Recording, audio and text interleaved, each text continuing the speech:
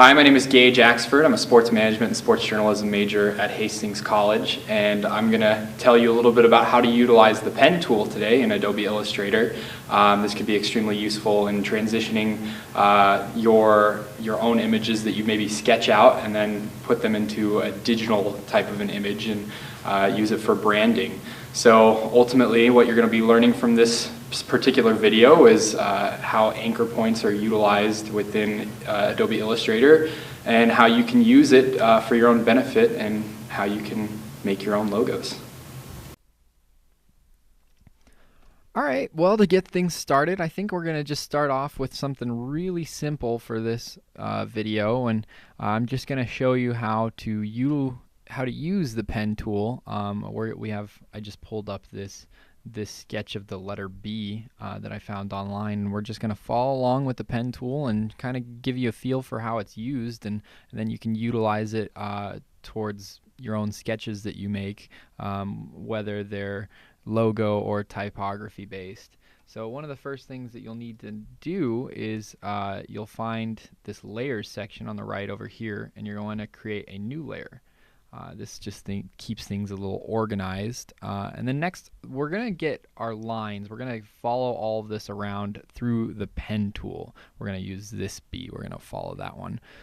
So the pen tool, essentially, we will make a dot of where we want to start, and that's called your anchor. So and Illustrator has this really wonderful thing how it'll give you these guides essentially for straight lines. So for something like this, it's very easy. You just click down and there you already have one straight line. But when we approach something like this, it gets a little bit more difficult. A lot of people will solve curvature by just simply following along the lines. But as you can notice, there are these jagged edges that form when that happens. So in order to avoid that, you're going to actually have to create curves, which are actually really easy to do.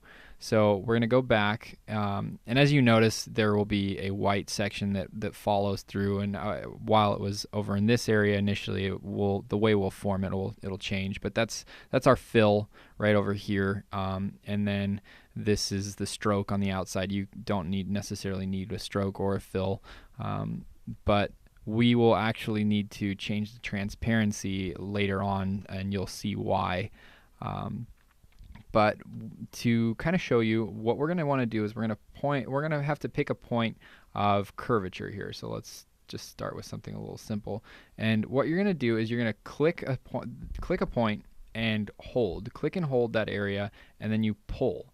And you'll start to see these two lines form, and these are called your handles on both sides, and they will affect the way the curve is formed, but it will also affect new curves or new lines as well. So just to give you an example of what I'm talking about, you can see that as I clicked over here, it's not a straight line, and that's because the line is getting pulled.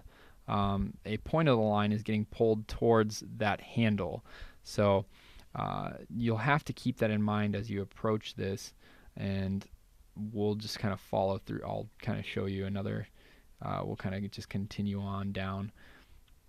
But as we'll kind of continue and show you that it's not too difficult to do this.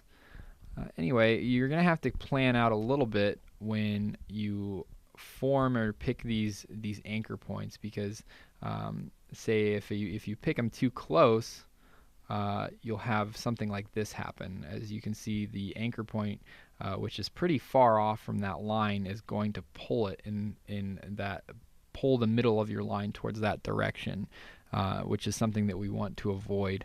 So I think this spot is essentially not too bad, and we'll kind of continue on. And finally we'll move over here.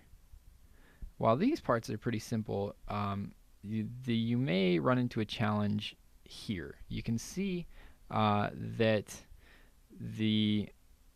there's this very harsh edge here. So if you simply click this way, you're going to continue that curvature, especially because you have that handle point here. You're going to have to eliminate that handle to eliminate that curvature. So we'll go back here, and to do it, it's actually really simple. You're just going to click the very center of your anchor point, and then it'll eliminate the handle. And then you just continue on, and you can do this throughout the entire time, and we will need to do it.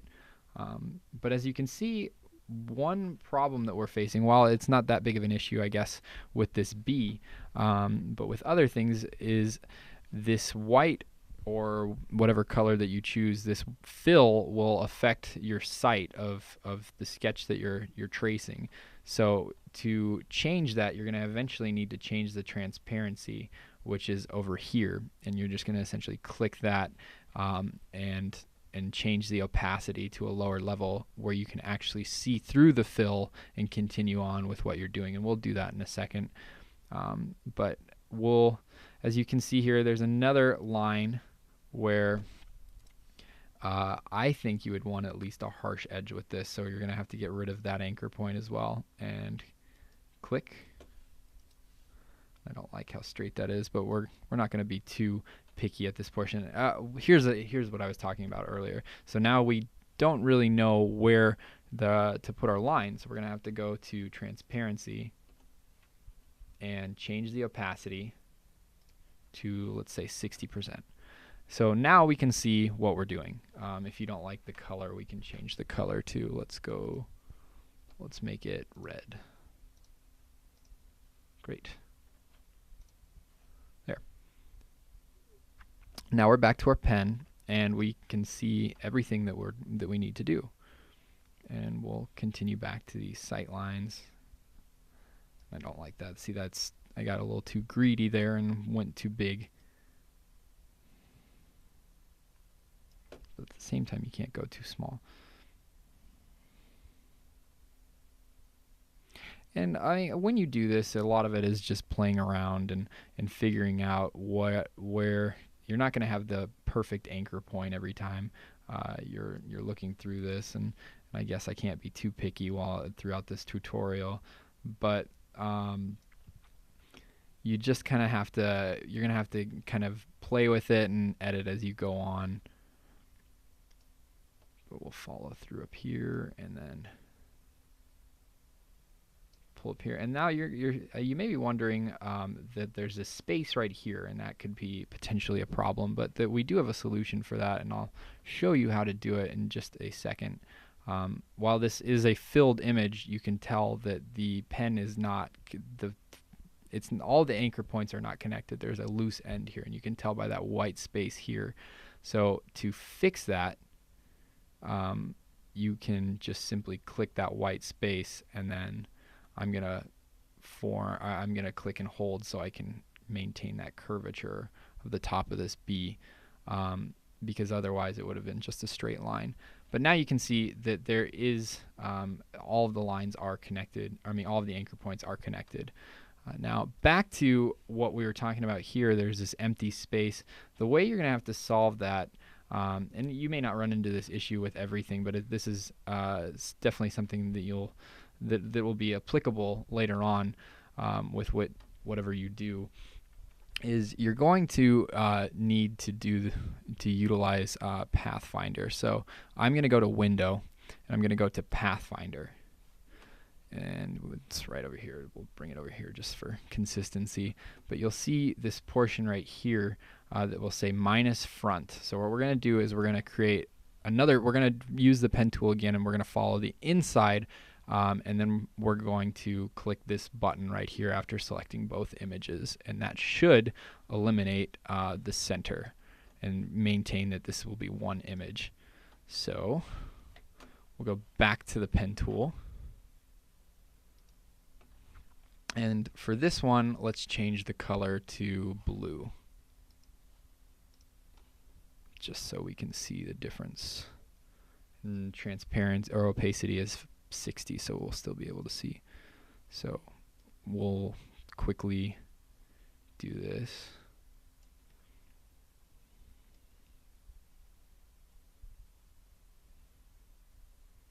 And I'm not going to be too concerned with how how this is done. Oops.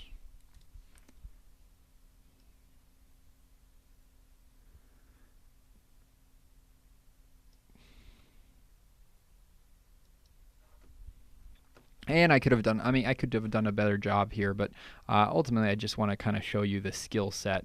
So now we're going to move this and change it to solid white, just because I want to just kind of see how that looks. All right, and you can kind of see the B start to take form here. So what we'll do is we'll click both images here. So we'll click this image, and then we're going to hit Shift and hold. We're going to hold Shift and click the other image. And now with both of these selected, we're going to click this button right here, minus front on Pathfinder, and you'll see that that white is gone. Is no longer an image. Essentially what it does is it takes that front image and it subtracts it from the image below. And so now you have one solid image within the B.